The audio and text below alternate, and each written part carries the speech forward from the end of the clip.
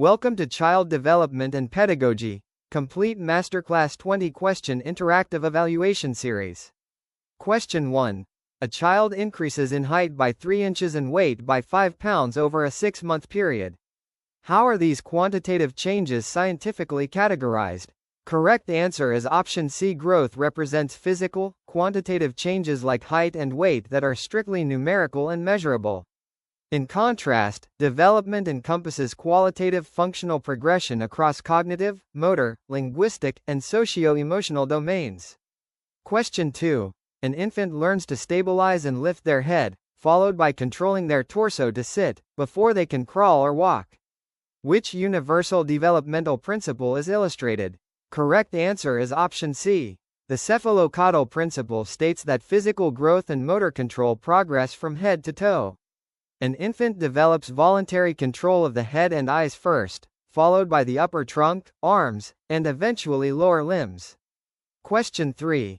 A child believes a tall, narrow glass of juice holds more than a short, wide container, despite seeing the liquid transfer directly between them. Which Piagetian stage is this? Correct answer is option B. Children in the preoperational stage struggle with conservation due to centration, focusing on a single feature like height while ignoring width.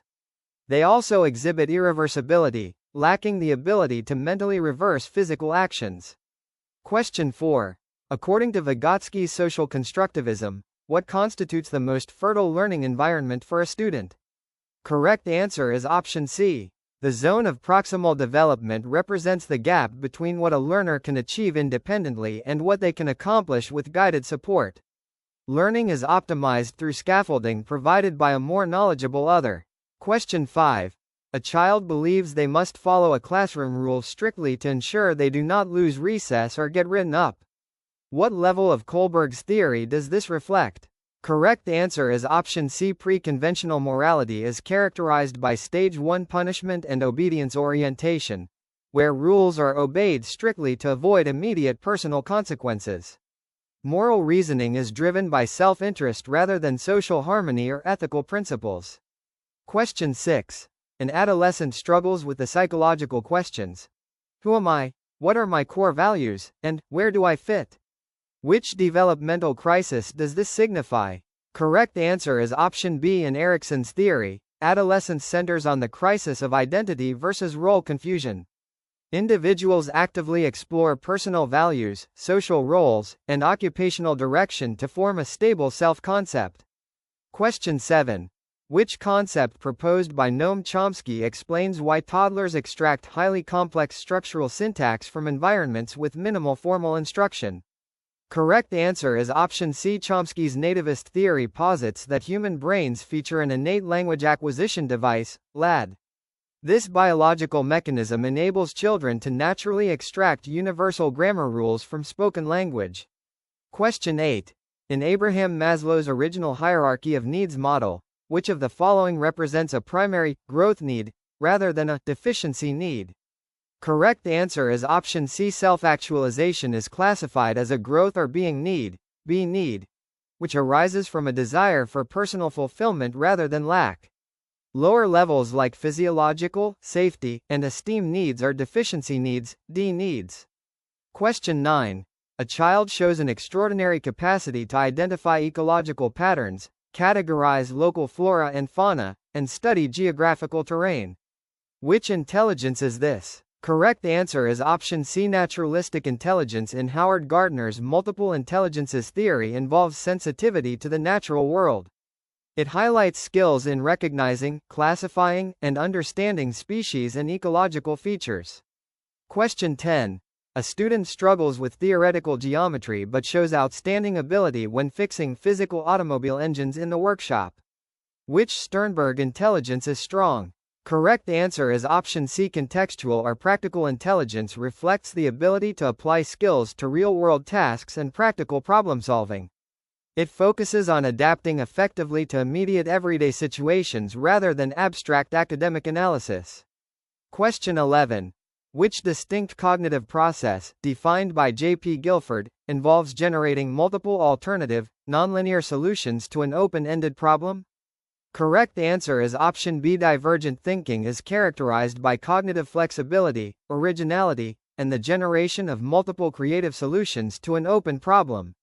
Convergent thinking, by contrast, narrows down options to find a single correct answer. Question 12. A student who fails a chemistry exam asserts, the test was designed with trick questions, and the teacher graded unfairly. Which defense mechanism is this? Correct answer is option B. Rationalization involves creating plausible, socially acceptable excuses to justify setbacks and protect the ego. It allows individuals to avoid taking personal responsibility for unsatisfactory outcomes. Question 13. In the standard Atkinson-Shiffrin multi-store model, which memory storage unit has a massive capacity but keeps records for under 3 seconds without active attention? Correct answer is option C. The sensory register briefly captures vast amounts of environmental sensory inputs for roughly 0.5 to 3 seconds. Information fades rapidly unless selective attention transfers it into working memory for active processing. Question 14. What is the fundamental philosophical foundation of inclusive education in modern school systems? Correct answer is option B. Inclusive education asserts that the educational system and environment must adapt to accommodate diverse learners. Rather than expecting children to fit rigid setups, schools modify physical spaces, tools, and pedagogy. Question 15. A student in your primary classroom consistently struggles with reading fluency, frequently reverses letters like B and D, and finds it difficult to decode words. Which learning disability is this student exhibiting? Correct answer is dyslexia. Dyslexia is a specific learning disability characterized by difficulties with accurate and fluent word recognition, poor decoding skills, and reading comprehension challenges. Accommodations such as multi-sensory instruction, extra reading time, and assistive technology help support affected learners effectively. Question 16. A student in your classroom frequently struggles to sustain attention during tasks, gets easily distracted by extraneous stimuli, acts impulsively without thinking, and has trouble sitting still during quiet activities. Which neurodevelopmental condition is this student most likely demonstrating? Correct answer is attention deficit hyperactivity disorder, or ADHD. ADHD is a neurodevelopmental disorder characterized by persistent patterns of inattention, hyperactivity, and impulsivity that interfere with daily functioning and learning. Effective classroom strategies include structured routines, clear instructions, visual schedules, and breaking tasks into smaller, manageable steps. Question 17. Which pillar of Carl Rogers' client-centered therapeutic model involves accepting the student completely without judgment, criticism, or qualification? Correct option is C. Unconditional positive regard. This principle provides total psychological safety, allowing students to express their thoughts and feelings without fear of negative evaluation. By removing judgment, counselors establish the trust necessary for meaningful personal growth and self-acceptance. Question 18. What distinguishes holistic mentoring from tactical performance coaching? Correct option is B.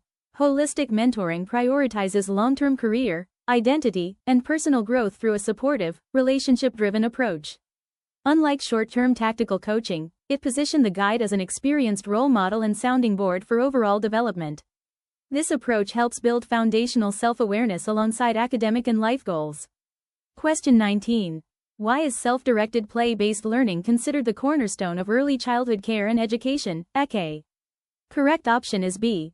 Play-based learning naturally integrates physical motor skills, social interaction, language acquisition, and cognitive development in young children. Rather than forcing rigid desk work, it supports holistic growth aligned with early biological maturation. This hands-on exploration builds essential foundational pathways for future structured learning. Question 20. In Yuri Bronfenbrenner's ecological systems theory, how is an environment defined where the child is not directly present, yet is still impacted by decisions made within it? Correct option is C. The exosystem represents external settings, such as a parent's workplace policies or school board decisions, where the child isn't directly involved but is nonetheless affected. Unlike the microsystem, which involves direct daily interactions, these broader settings exert indirect influence on the child's development. Understanding this system helps educators recognize the wider social factors shaping a child's environment. Thank you for participating in today's session. If you found these explanations helpful, make sure to like the video, share your score in the comments below, and subscribe to TGPSC Mastery for more daily exam preparation content. Keep practicing, stay consistent, and I'll see you in the next session.